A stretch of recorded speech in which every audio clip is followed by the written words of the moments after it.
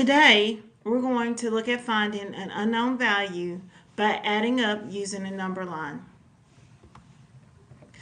Mrs. Lattimore had 264 tickets to sell for the school dance on Saturday.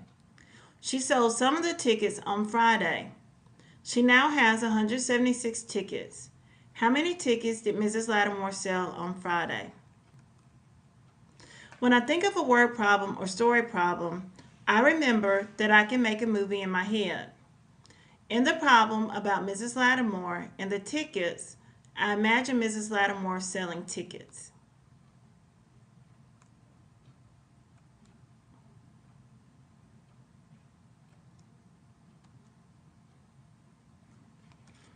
How can I use the question in this problem to make the problem easier to understand?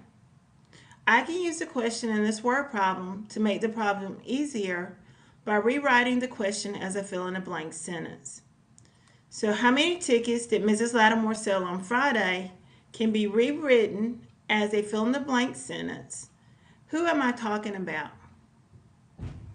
Yes, I'm talking about Mrs. Lattimore. What am I talking about? I'm talking about the tickets that she sold on Friday. So I can write my fill-in-the-blank sentence to say, Mrs. Lattimore sold blank tickets. Eric and Ron are here to help us set up our bar model, which is the same as a tape diagram, by identifying important information in the problem. Let's go back and look at the information in our word problem.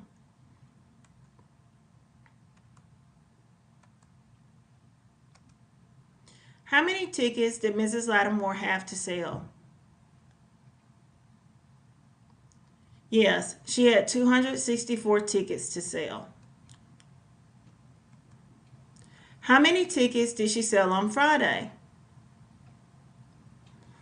Because we don't know how many tickets Ms. Lattimore sold on Friday, then what we can do is we can use a question mark to represent the number of tickets that she sold. How many tickets does Ms. Lattimore have now?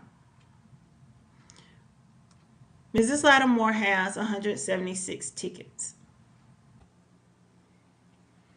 Now that I've used my tape diagram to set up this problem, I can view this problem as a missing add-in problem.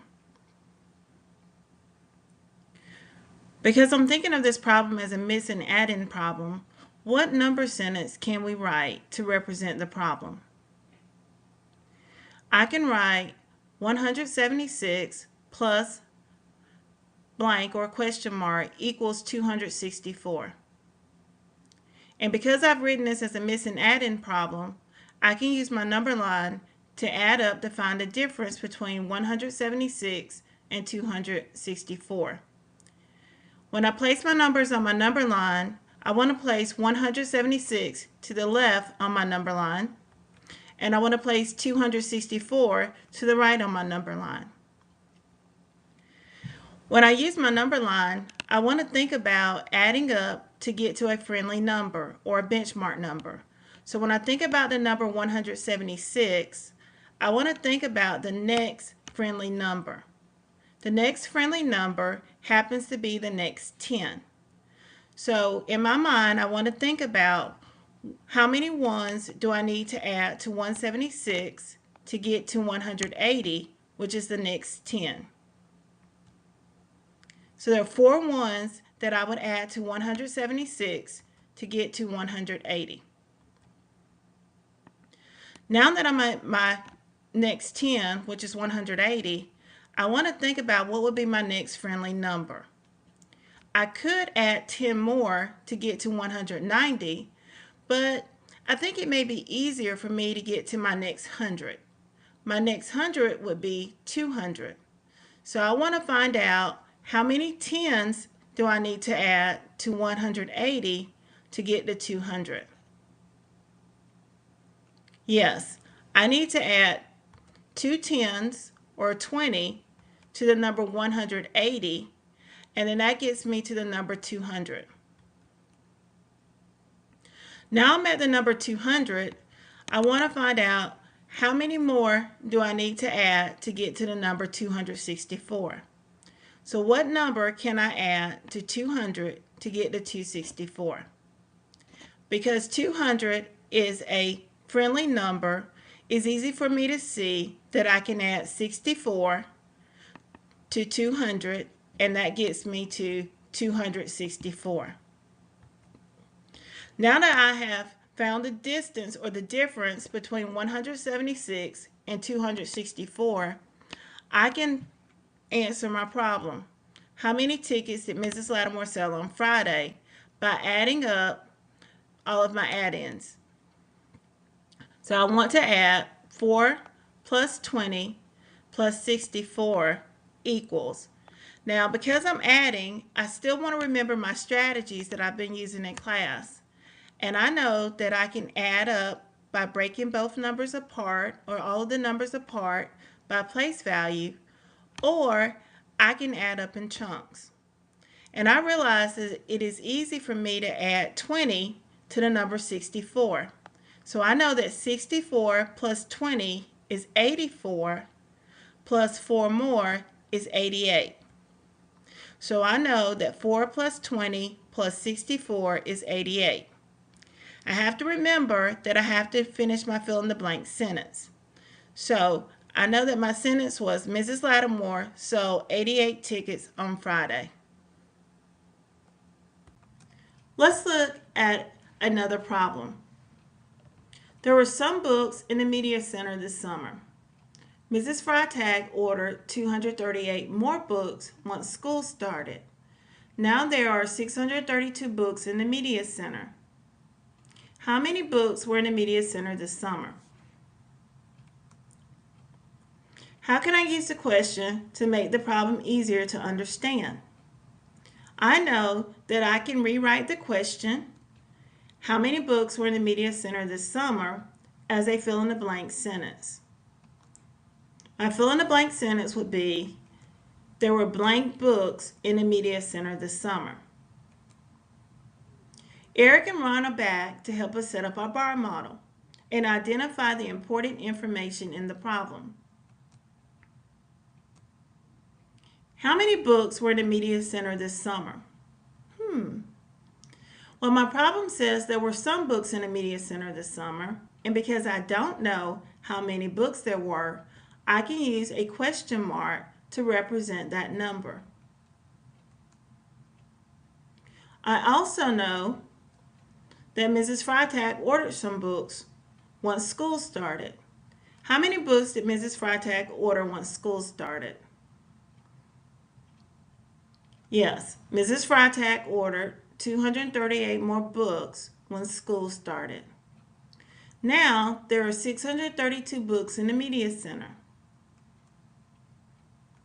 So I can fill in the rest of my bar model. Now that I've finished my bar model or my tape diagram, I can use that to help me write this as a miss and add-in problem. What addition sentence can we write? I can write 238 plus blank, or I can use a question mark since I don't know that number, equals 632.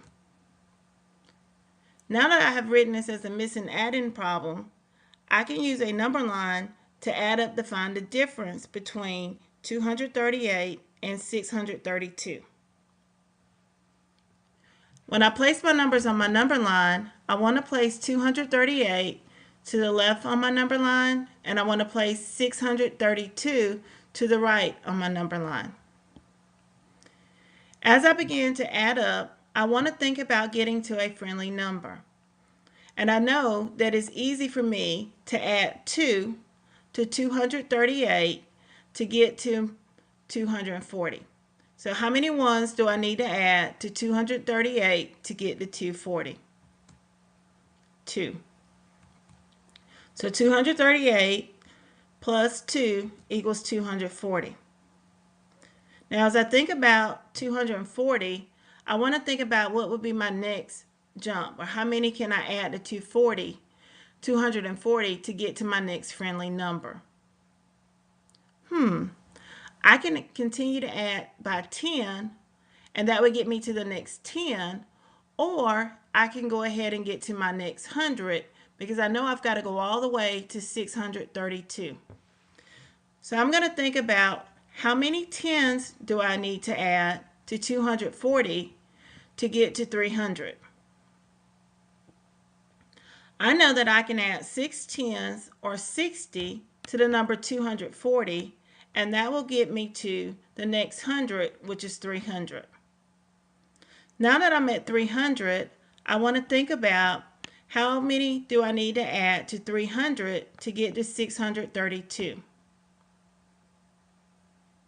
Because 300 is a friendly number, I know that I can add 332 to 300 to get to 632. So now that I have added up from 238 to 632, I want to find out what is the distance or the difference between those two numbers. By finding out the difference between those two numbers, that helps me find out how many books were in the Media Center this summer. So I'm going to add my three add-ins, which are 2 plus 60 plus 332. And I want to remember my strategies that I've been using to add. And I can add by breaking the numbers apart by place value, or I can add up in chunks. I'm going to add up in chunks.